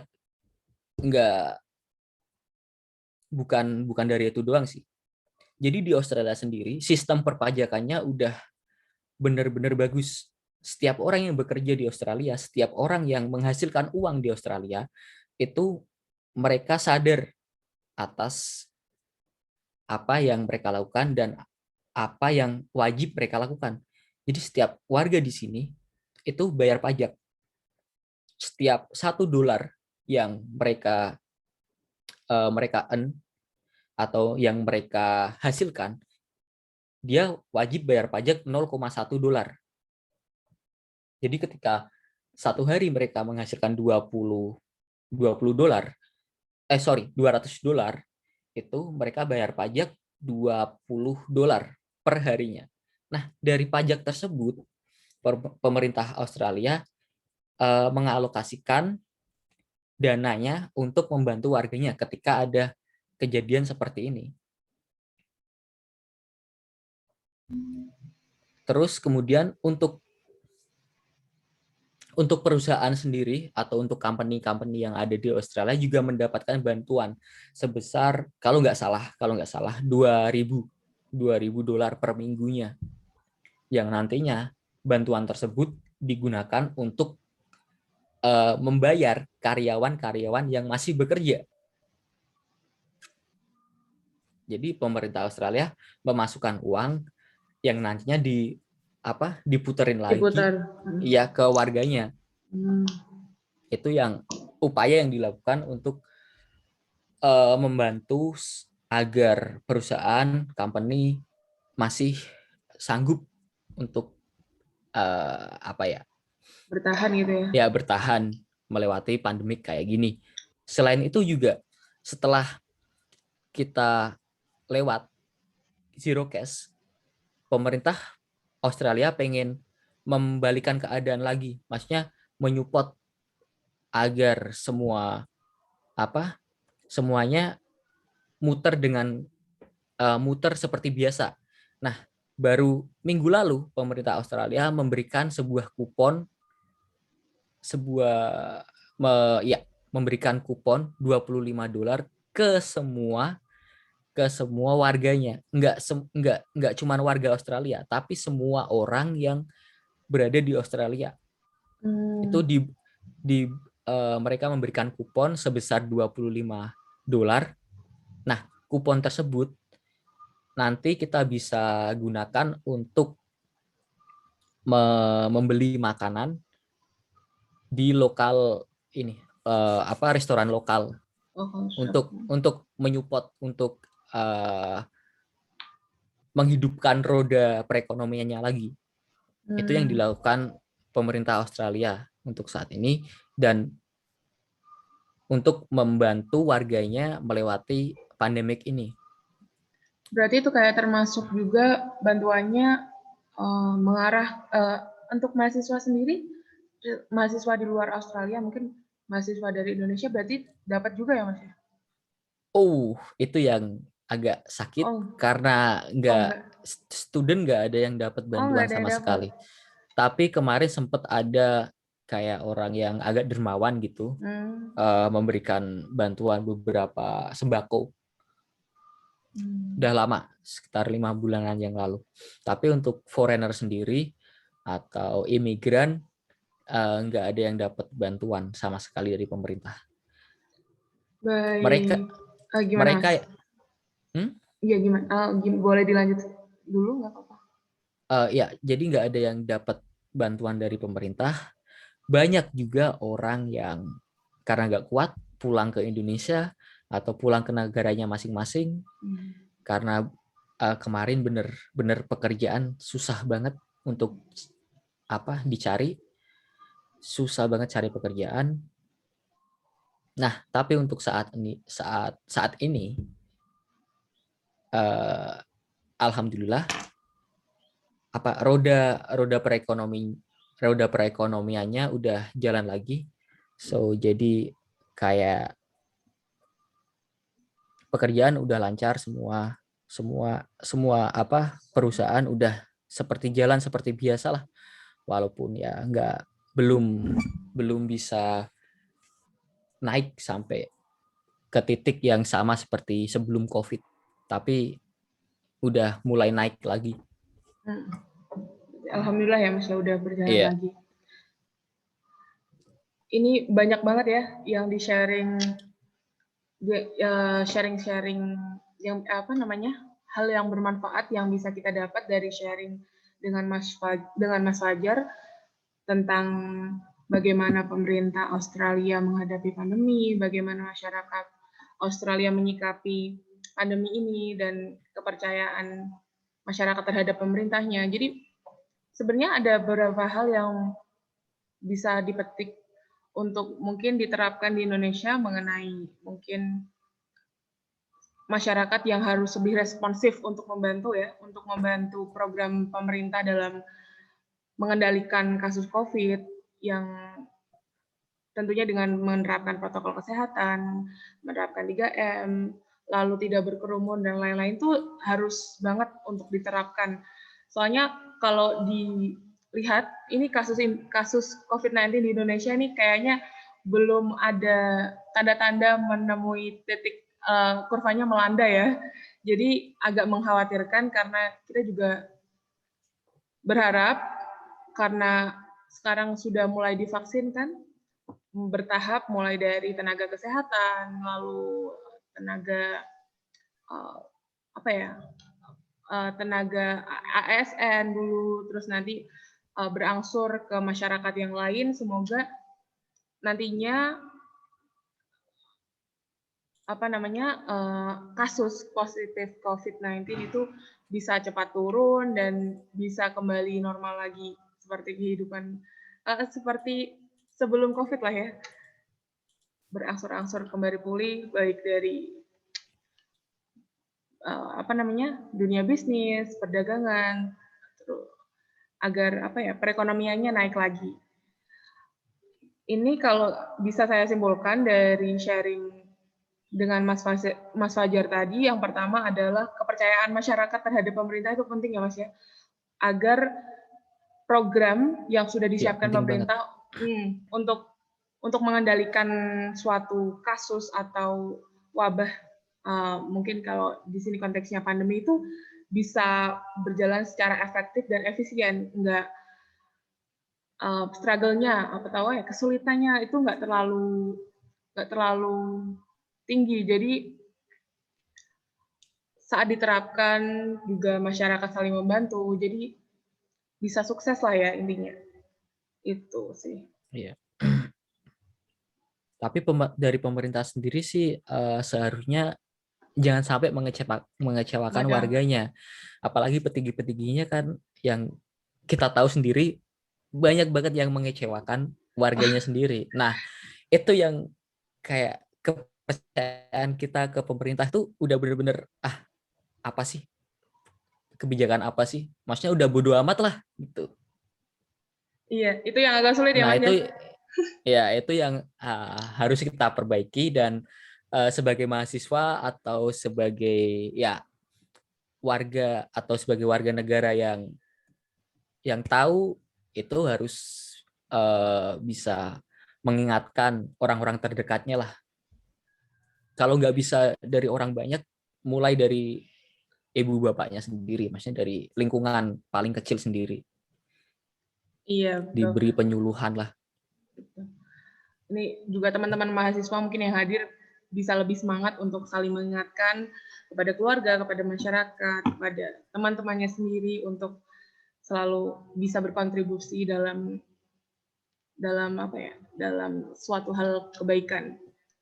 Nggak kerasa nih udah selesai untuk sesi sharing session mengenai COVID-19 di Australia bersama Mas Fajar.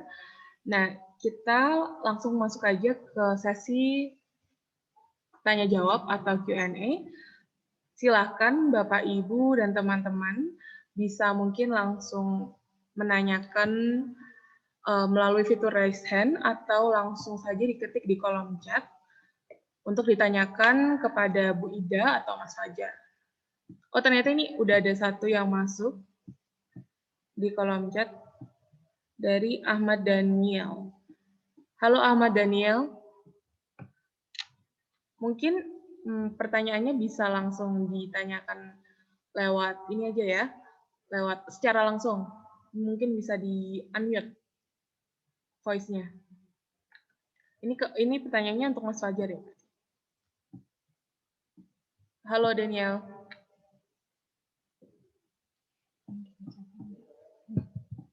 Oke, dibacakan aja ya berarti. Ini ada pertanyaan untuk Mas Fajar nih, Mas. Saya sama Daniel izin bertanya, bagaimana kebijakan pemerintah untuk sekolah dan universitas? Apakah mereka daring atau luring? Lalu, apakah foreigner di Australia bisa mendapatkan dosis vaksin? Mungkin bisa langsung dijawab, Mas Fajar. Oke, untuk pendidikan sendiri, pemerintah Australia tidak mewajibkan untuk melakukan daring karena Perdana Menteri Australia dia nggak pengen kayak merelakan pendidikan Australia, pendidikan warganya atau pendidikan remaja remaja yang tinggal di Australia kalah karena COVID. Jadi kelas SD, setara SD, SMP, SMA semuanya diwajibkan untuk berangkat ke sekolah. Namun orang tua diperbolehkan untuk melarang anaknya pergi ke sekolah.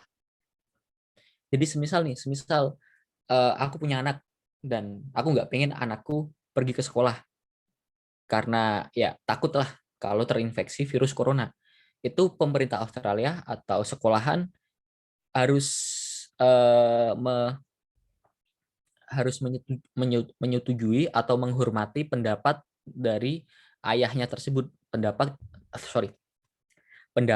dari bapak ibunya. Namun pemerintah Australia sendiri tidak mewajibkan semua instansi pendidikan untuk melakukan daring.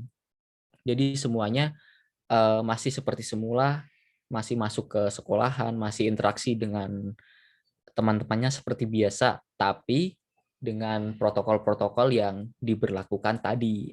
Masih jaga jarak, masih diwajibkan untuk pakai hand sanitizer dalam satu ruangan dibatasi beberapa siswa doang.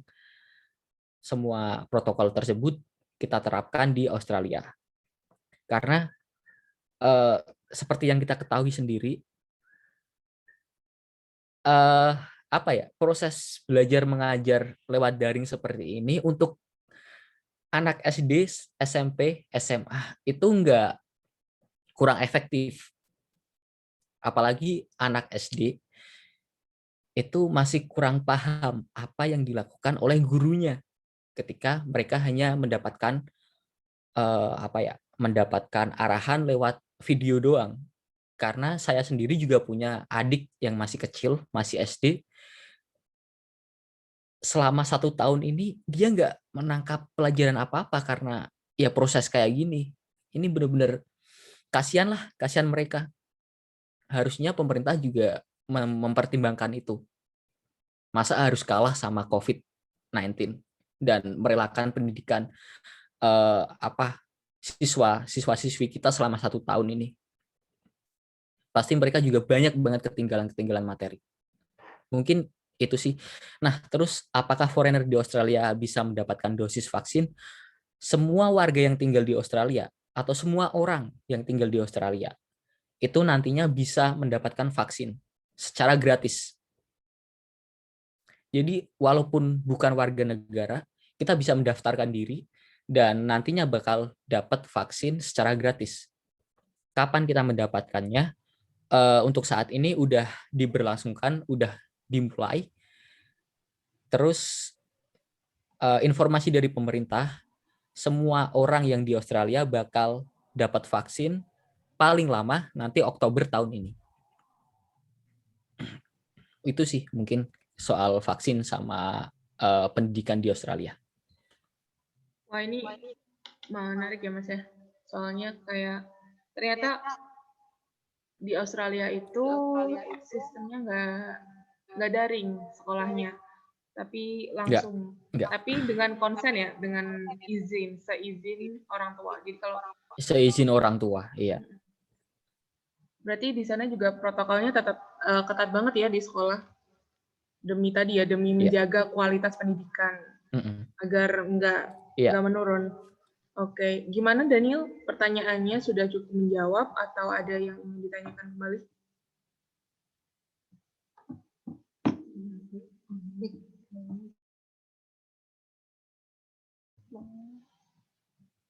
Oh, sudah jelas nih katanya. Baik, terima kasih Daniel atas pertanyaannya. Sangat jelas katanya, Mas. Mungkin dari Bapak, Ibu, atau teman-teman yang lain ada yang mau ditanyakan kepada Bu Ida atau Mas Fajar?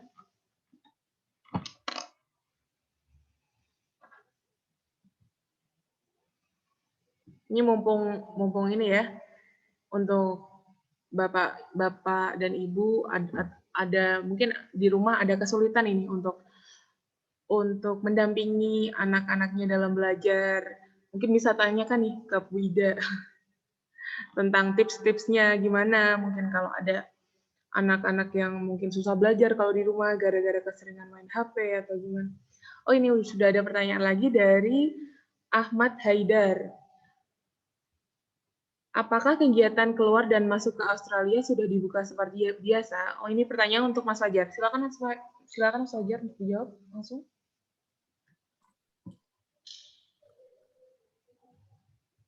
Untuk keluar masuk Australia sendiri saat ini masih ditutup.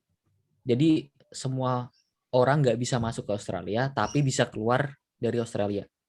Jadi warga negara asing bisa pulang ke negaranya, tapi ketika mereka pengen pulang ke sini, mereka belum bisa. Walaupun mereka pemegang visa, walaupun mereka masih seorang student yang sekolah di Australia, mereka belum bisa masuk ke Australia sampai nanti Juli tanggal 21 kalau nggak salah. Kalau nggak salah Juli atau Juni tanggal 21.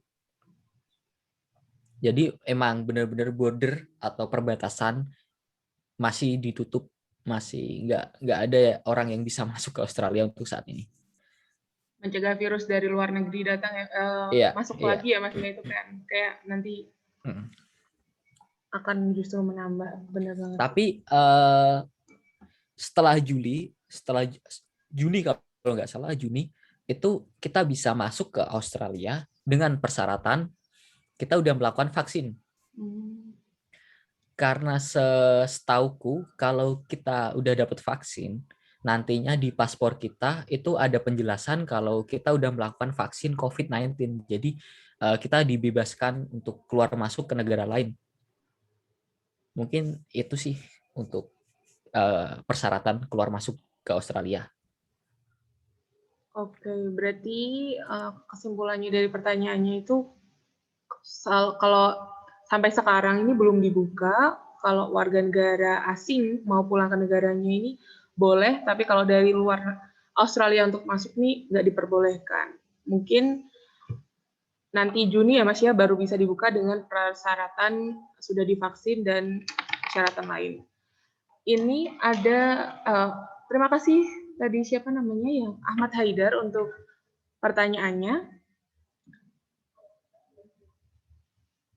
Ada pertanyaan masuk lagi untuk Bu Ida dari Ahmad Daniel. Bu Ida, apa solusi untuk pendidikan di Indonesia untuk menghindari pandemi ilmu yang akan terjadi jika daring ini terus terjadi? Dan spesifik sebagai mahasiswa, solusi apa yang harus kita lakukan? Terima kasih. Silakan Bu Ida. Oke, baik. Terima kasih atas pertanyaannya, Mbak. Pertanyaan dengan Mbak siapa tadi namanya? Itu pertanyaannya dari Ahmad Daniel. Mas Arif ya? Ahmad Daniel. Ahmad Daniel. Iya. Terima kasih Daniel.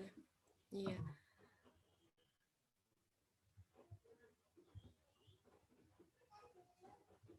Solusi untuk pendidikan di Indonesia untuk menghadapi pandemi ilmu yang akan terjadi jika dari ini terjadi.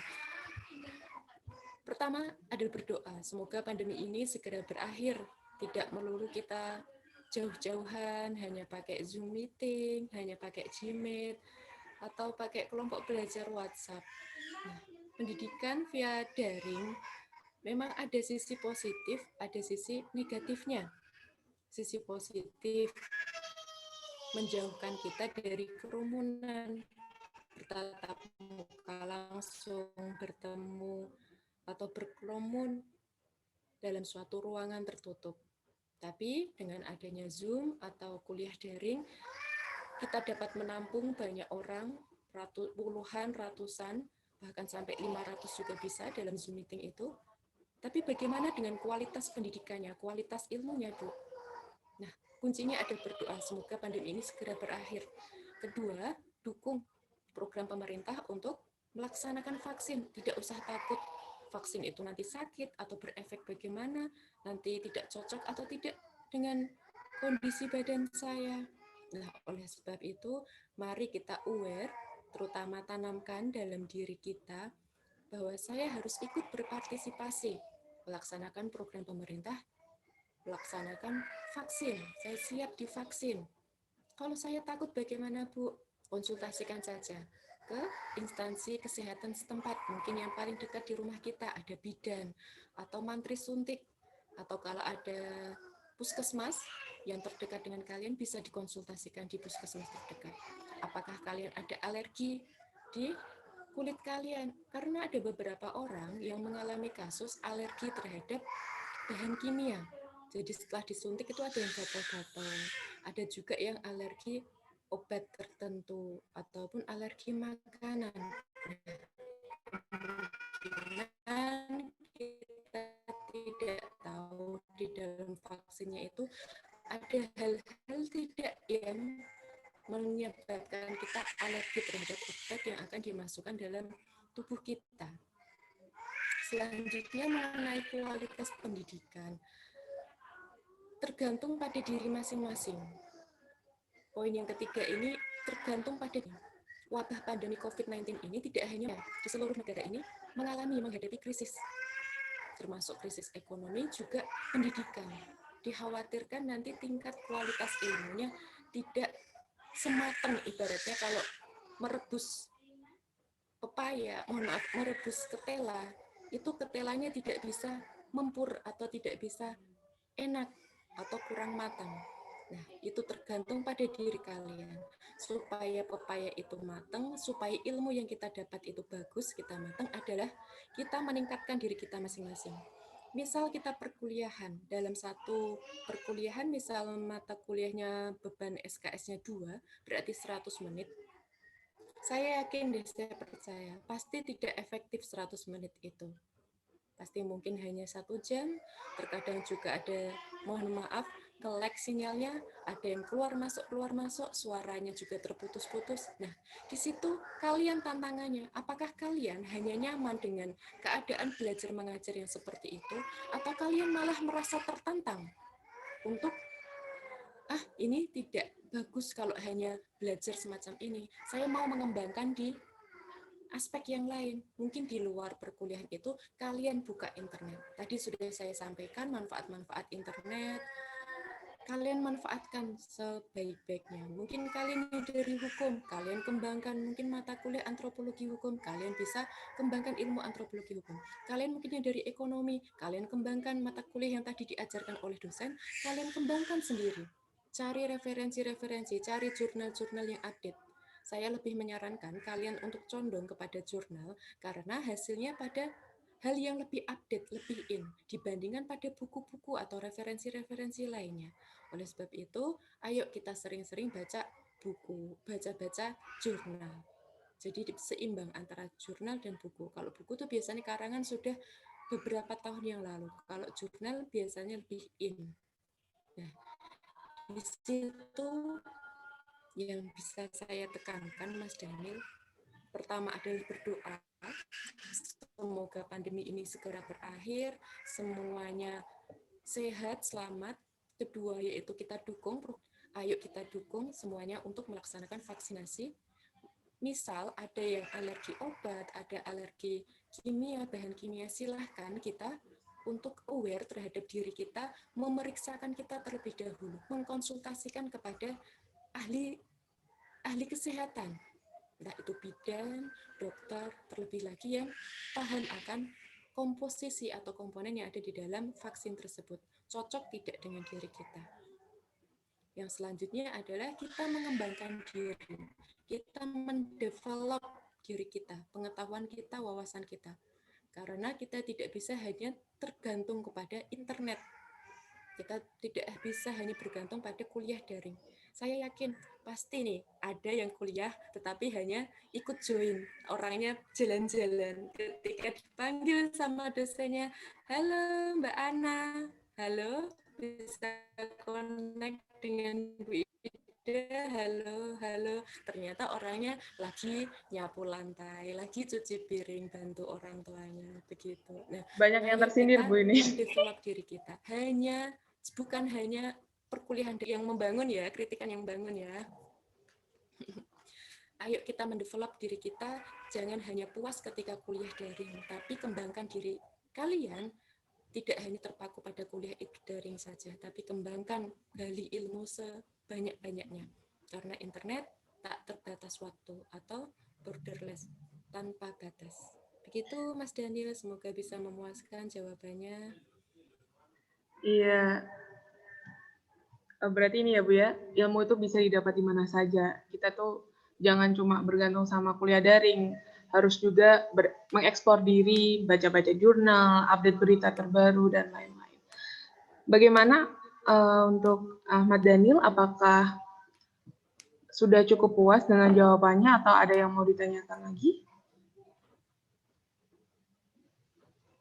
Oh, ini Ahmad Daniel tadi hanya menyinggung karena sudah sempat baca jurnal di Amerika bahwa pendidikan di Amerika meskipun daring sudah berjalan baik, tapi kemampuan atau knowledge siswa berkurang 40%.